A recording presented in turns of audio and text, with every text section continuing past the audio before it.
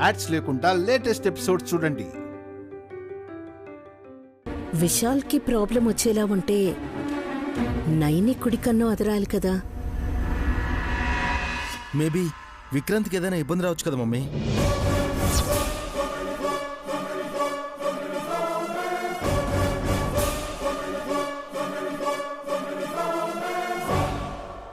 విశాల్ బ్రోని హాసిని వదిన గార్డెన్ దగ్గరికి తీసుకెళ్ళింది వదిన. ఇప్పుడు నన్ను ఏం చేయమంటారు చెప్పండి.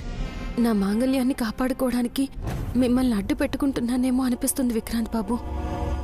అయ్యో వదిన, అలా అనుకోవద్దని పొద్దునే చెప్పాను కదా.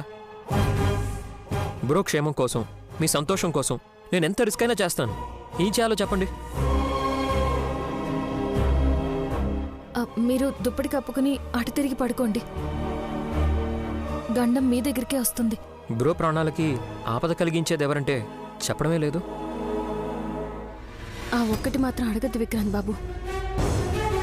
మీరు వెనక్కి తిరిగి చూడకూడదు, సరేనా? అలాగే వదిన.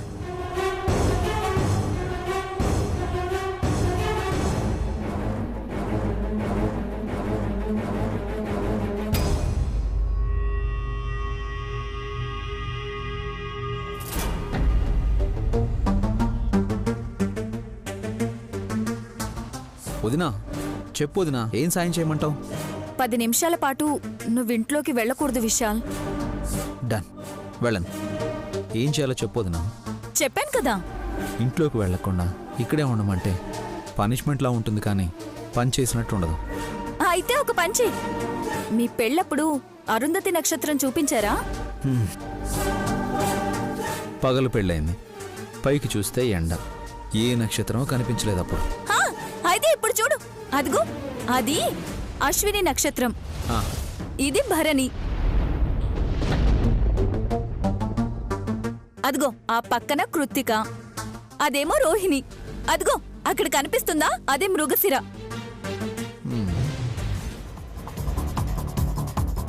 డమ్మో డమ్మ అంబా శివశంబా. ఆదిలోని హంసపాదు అన్నట్టు వీళ్ళెదురుపడ్డారేంటి? ఏంటి సుమనా, ఇంకా నిద్రపోలేదా? లేదు, మాత పడుకోబెట్టవలసిన వాళ్ళు వేరు కదా. నేనెవరికైనా జోలపాటానికి వెళ్తున్నాను అనుకున్నావా? విశాలక్షమ్మ తల్లి లీల ప్రకారమే ఏదైనా జరుగుతుంది. అది మంచి కావచ్చు, ఘోరము కావచ్చు. మరి నువ్వేం చేయాలనుకుంటున్నావు? మంచి. నిజంగా మంచి చేస్తావా? ఒట్టేయ్. ఎడం చేత్తో వేయకూడదు మాత, కుడి చేత్తో వేయాలి. ఇప్పుడు ఓకేనా? ఓం నమ శివాయ. శివాయ నమః. వెళ్ళండి, ఇంకా నన్ను విసిగించకండి. అలాగే. ఏ పనైనా సరే జాగ్రత్తగా చెయ్యి, కొంచెం ముందు వెనక చూసుకో. మంచిది. తాడు ఎవరిదో గమనించు మాత. ఏం తాడు? పసుపు తాడు. పిచ్చి మాటలు మాట్లాడకుండా ఇక్కడి నుంచి వెళ్తే మంచిది. డమ్మో డమ్మ, ఎద్దులయ్యా, సంచెతుకుదాం పద. పద పద.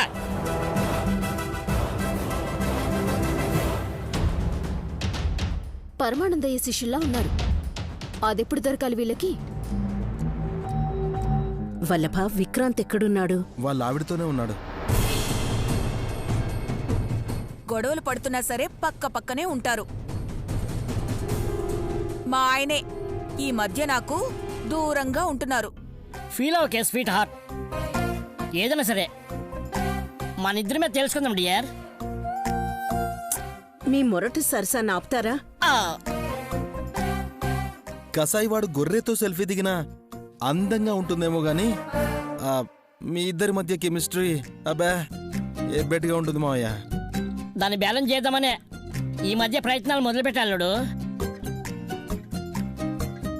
ఇంతకీ డమ్మెక్కడా? దాని గొడవ ఎందుకు ఇప్పుడు? విక్కీని పిలవండి.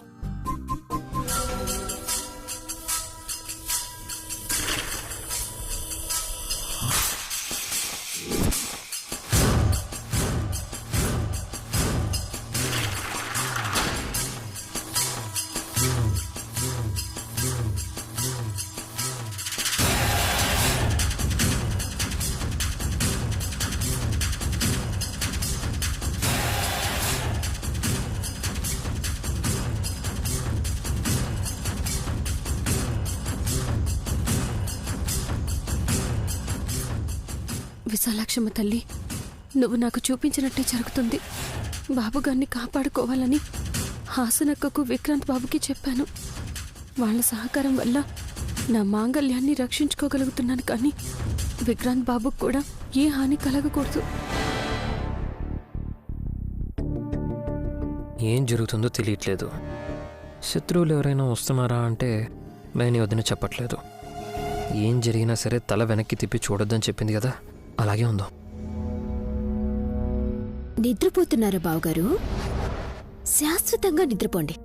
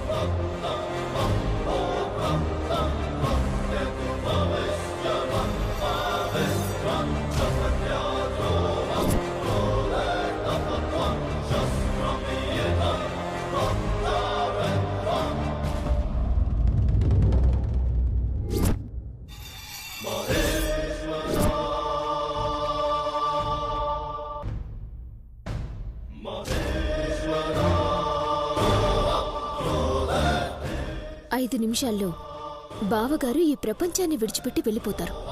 తెల్లారాక మా అక్క మీద నింద పడుతుంది.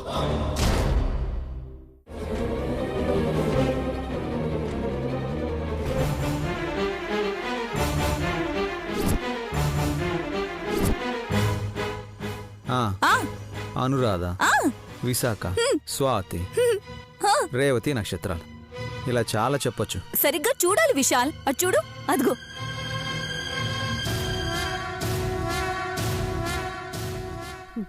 బావగారు ఇక్కడున్నారేంటి? మరి గదిలో ఉన్నదెవరు? నీ మొగుడు.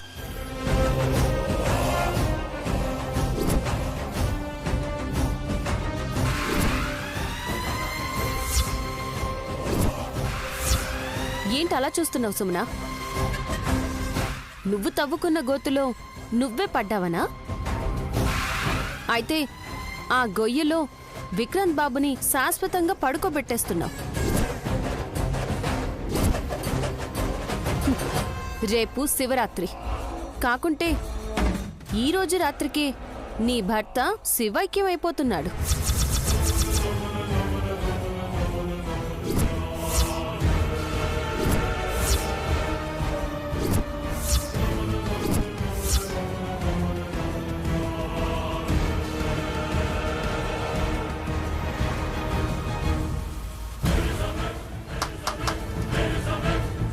అక్క,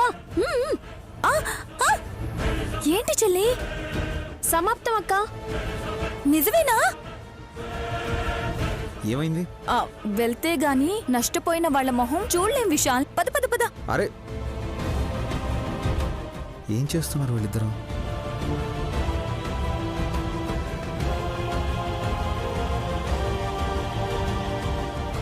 బుల్బాబు గారు, బుల్బాబు గారు,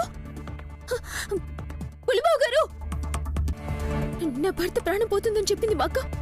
ఇక్కడ లేరేంటి? పంపించేశాను. పైకి అనుకుంటున్నావా? లేదు, క్షేమంగా ఇక్కడి నుంచి పంపించేశాను.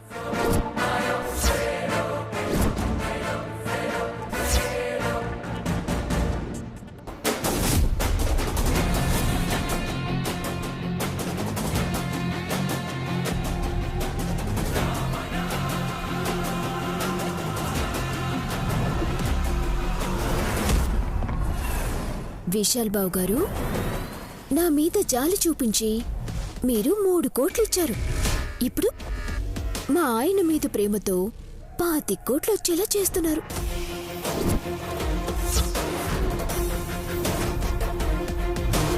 అది కూడా ఇప్పుడు మీరు పోయాకని. మీరంటే నాకు పగ, ప్రతీకారం ఏమీ లేకపోయినా మా అక్క మీద అసూయతోని ఇలా చేస్తున్నాను. తనకి వైధవ్యం వస్తుంది, నాకు వైభవం వస్తుంది.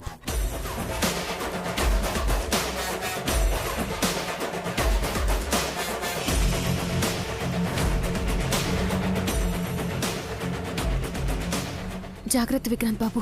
అలాగే వదిన.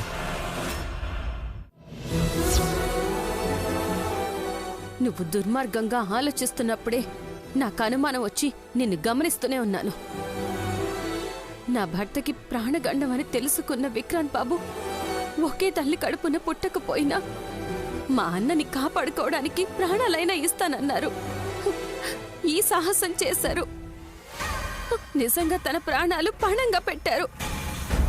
గానవి విషయంలో నాకు చేసిన ద్రోహానికి ఇలా అయినా పాపాన్ని కడిగేసుకునే అవకాశం ఇవ్వమని అడిగారు. విశాల్ బాబు గారిని మీ ఆవిడ చంపేయాలనుకుందని ఆయనతో చెప్పేశావా?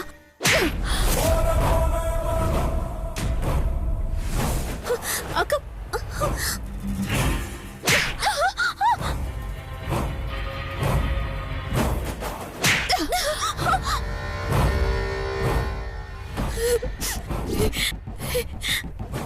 అలా చెప్పేసుంటే నిన్ను చంపేసేవాడు.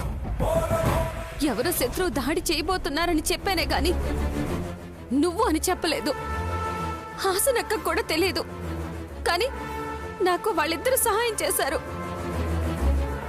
ఏం జరుగుతుందో విశాల్ బాబు గారు కూడా తెలియకుండా ఈ గండ నుంచి బయటపడ్డారు. నువ్విలాంటి నీచమైన పని చేశావని విక్రాంత్ బాబుకి తెలిస్తే నీతో కాపురం చేయడు. నిన్ను పుట్టింటికి పంపకుండా కాటికి పంపుతారు. నోరు మూసుకుని హాల్లోకి పద. అందరూ అక్కడే ఉన్నారు. రేపొద్దున్న నువ్వు ఎలా నటించాలనుకున్నావో ఇప్పుడు అలానే నటించు. కాకపోతే అంతా మంచే జరిగిందని లేని ప్రేమని తెచ్చుకుని 2 మాటలు మాట్లాడు. నీ బండారం ఎవరి ముందు బయట పడకుండానే బతికిపోయినందుకు సంతోషించు. పద.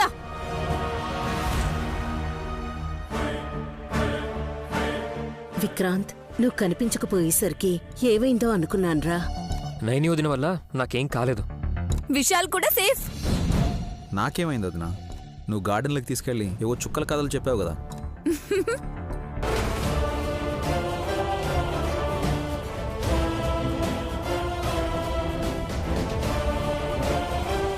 ఇంట్లో ఒక మగవారికి ప్రాణగండం అన్నాను కదా బాబుగారు, అది తప్పిపోయింది.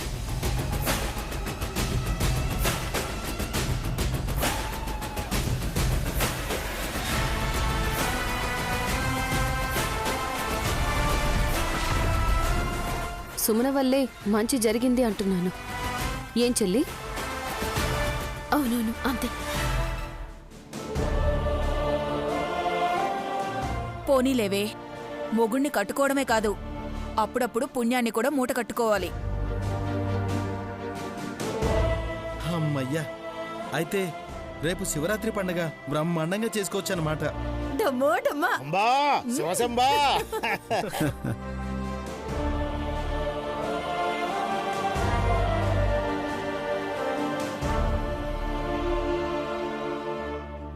ఓం శివాయ నమః. ఓం నమ శివాయ. అంబా శివశంబా. శివనామ స్మరణతో ఇల్లు పావనమైపోతోంది. అందరూ ఉపాసనలో ఉన్నారు కదా. తెల్లారేంత వరకు ఏమీ తినకూడదన్నారు కదా మావయ్య.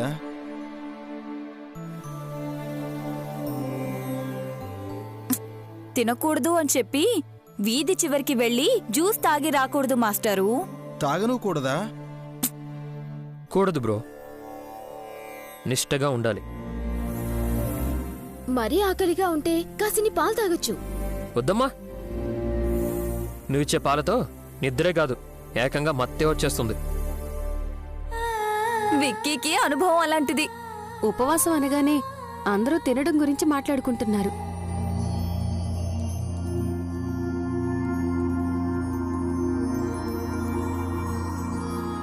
నిజానికి ఉప అంటే సమీపం, వాసం అంటే ఉండడం. భగవంతుడికి దగ్గరగా ఉండడమే ఉపవాసం అని అర్థం.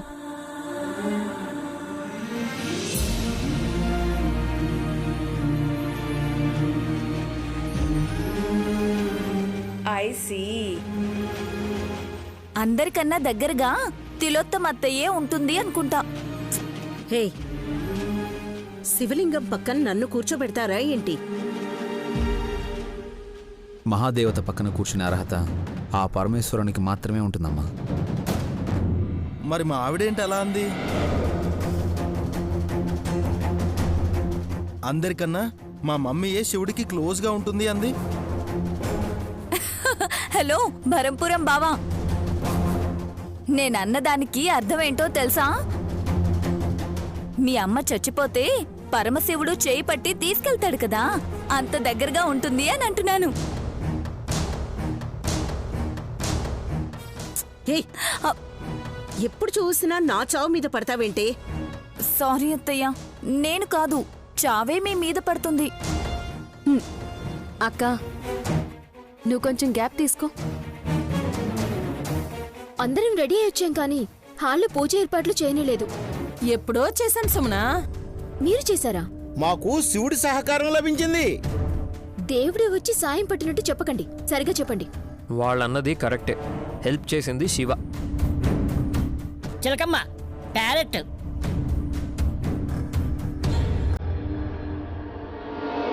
కామెంట్ చేస్తే రెట్టేసేస్తుంది సుమ్మి. మీరు పెంచిన పక్షే. వీళ్ళకేం తెలుసని బాధ్యతలు అప్పచెప్పారు.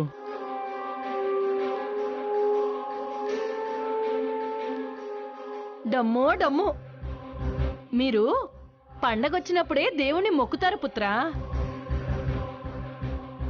మేము అలా కాదు, మొక్కినా శివయ్య వారిని తలుస్తూనే ఉంటాం. అది భక్తులం.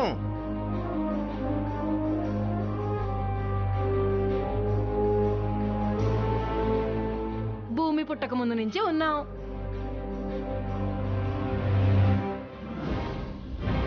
మీకు మీరు డబ్బాలు కొట్టుకోవడం ఆపండి.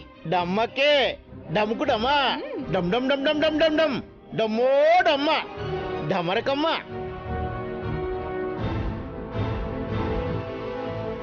వీళ్ళు ఇలాగే ఏదో ఒకటి చెప్తూనే ఉంటారు. ఏయ్, నువ్వు పుండరిని తీసుకునిరా. పూనా గానవి ఇద్దరూ నిద్రపోతున్నారు. గాయత్రి మాత్రమే శివ భజన చేస్తుంది.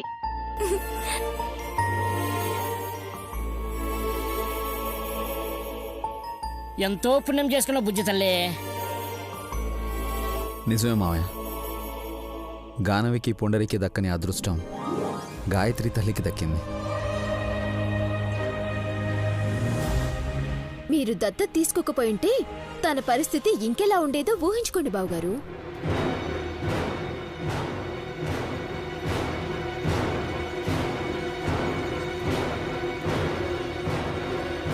తొడుక్కోవడానికి బట్టలు లేక శాస్త్రి గారు రాసే బూడిద, అదే విభూది ఒంటికి రాసుకునేది. సుమనా, భూతనాథుడు పరమశివుడు కూడా ఒంటికి బూడిదే రాసుకుంటాడు సుమనా.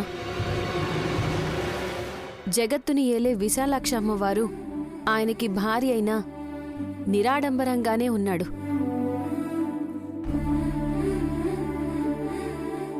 మహాదేవునిలా ఈ గాయత్రికే ఉందంటే ఊహించుకోవడానికి కూడా గర్వపడాలి. సత్యం పలికితీవు మాత. అల్పజీవులకు అది అర్థం కాదు. డమ్మక్క, అయ్యవారి ఆజ్ఞానుసారం పూజ జరగబోతుంది. వెళ్దాం పదా. ముందు మేం వెళ్ళి కావాల్సినవన్నీ చూస్తాం. పద పద పద పద.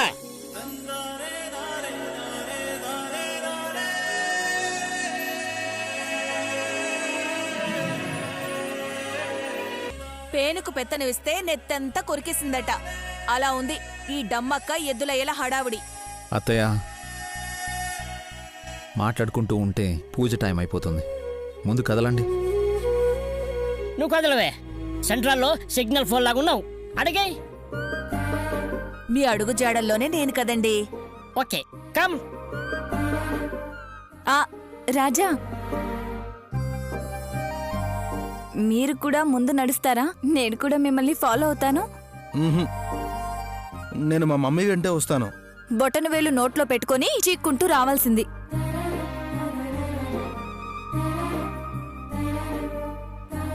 చిచి, నీకేమైందే? ఏం లేదు లేపిని.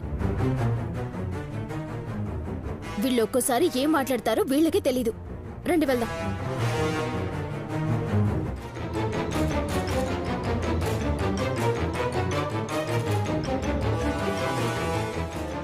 అది నా భార్యకి మిగతా వాళ్ళకి ఉన్న తేడా.